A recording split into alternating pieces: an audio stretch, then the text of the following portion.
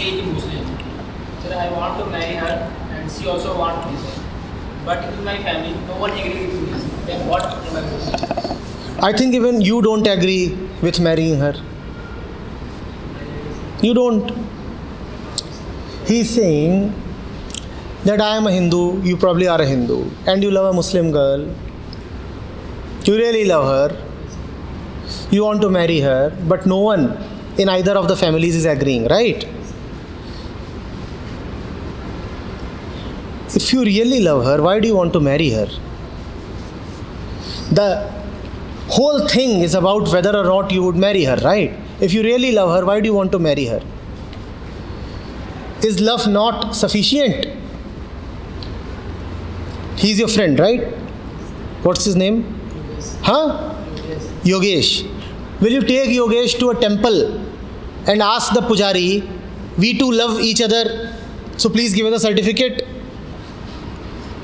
Will you do that? Love is sufficient. Why do you need a certificate?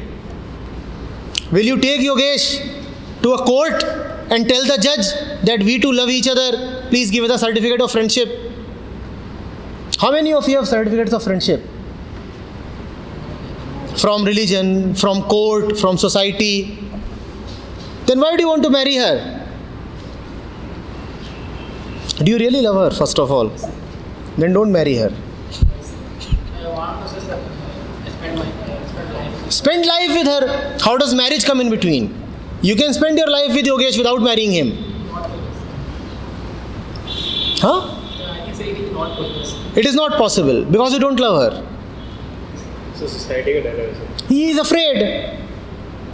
और प्यार करने वाले कभी डरते नहीं. He is afraid. So it is proven that he does not love her.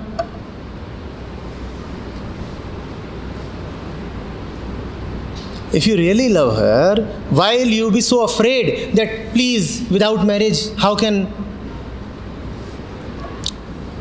If you really love her, forget about the families. You won't even bother whether she loves you. Because love does not demand anything in return.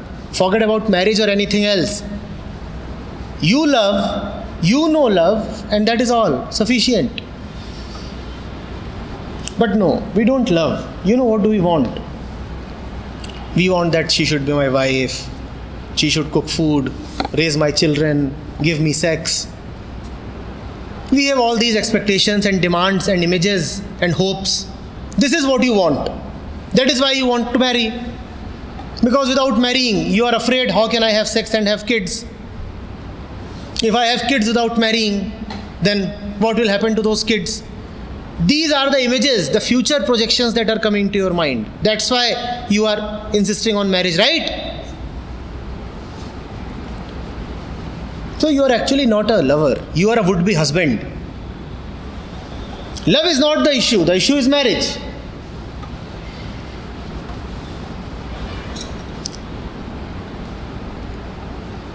Love unconditionally, and then a way will emerge. Unconditional love is very intelligent and never afraid. Unconditional love is very, very intelligent and knows no fear.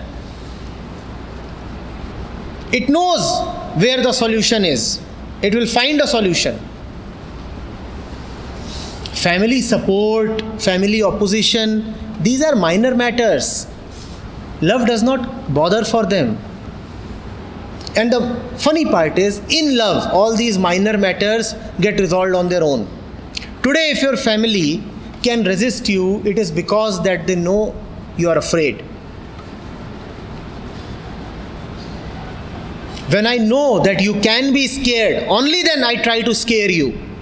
If I know that this fellow cannot be scared, I will not even try to scare him.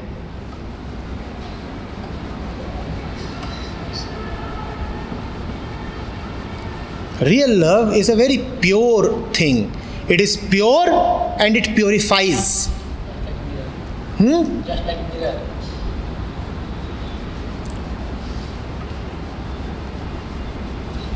Fear, social adjustment, compromise, family consent.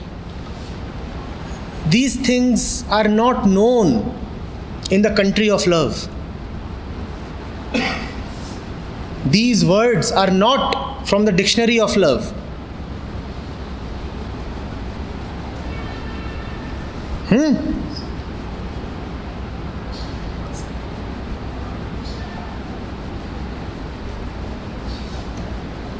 I get a highly paid job, but my happiness not really lies in jobs, and I am not really concerned about jobs. I want to do what I really want to do. So how should I deal with this? Should I be concerned about my family's happiness or mine?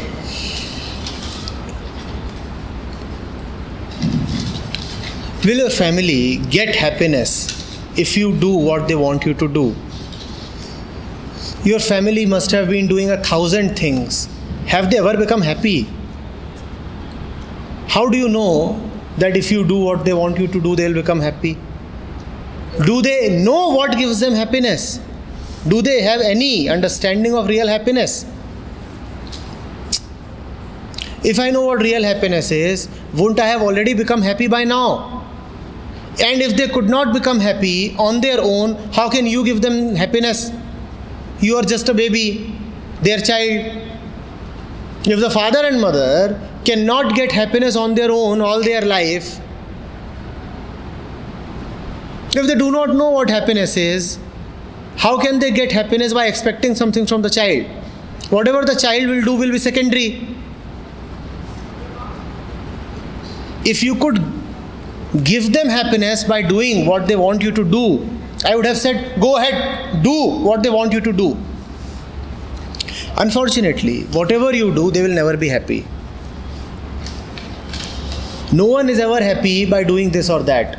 No one is ever happy by expecting this or that from his son or daughter. So they'll still be dissatisfied. Whatever you do, ultimately you will find after 5 years, 10 years, they are still dissatisfied.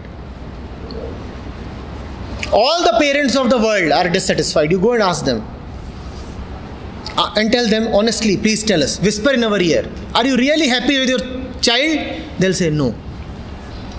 That's the story of all parents. It is not about the child. It is about their internal hollow. They cannot be happy because they do not know the key to happiness. And the child will not be able to give them the key to happiness. It's an inner thing. They are unnecessarily pressurizing the child. What can the poor child do? If you could not do it on your own, how can the child do it for you?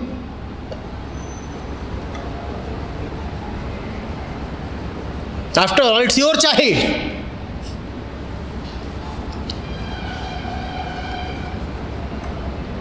Tell them your expectations are useless. I can meet your expectations, but that will not help you.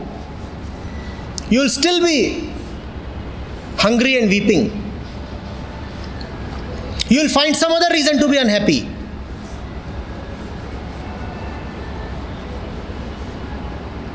Today you are unhappy because I am not marrying. Tomorrow you will be unhappy because you don't like the daughter-in-law. Is that not the story of every household? Till the time the son does not marry, the mother is very unhappy. Why? Beta shadi nahi kar raha. Now the son has married. Fast forward 2 years. Mother is still very, very unhappy. Why? Bahu kamini hai. What is going on? What is going on?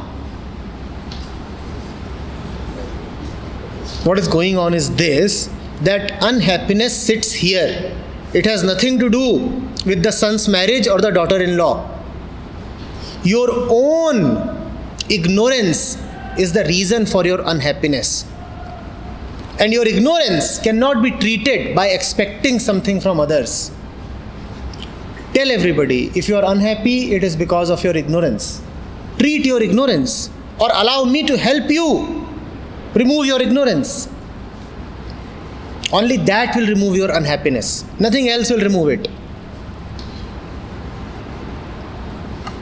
Ignorance leads to unhappiness. And only awareness will heal unhappiness. Yes? Is that clear?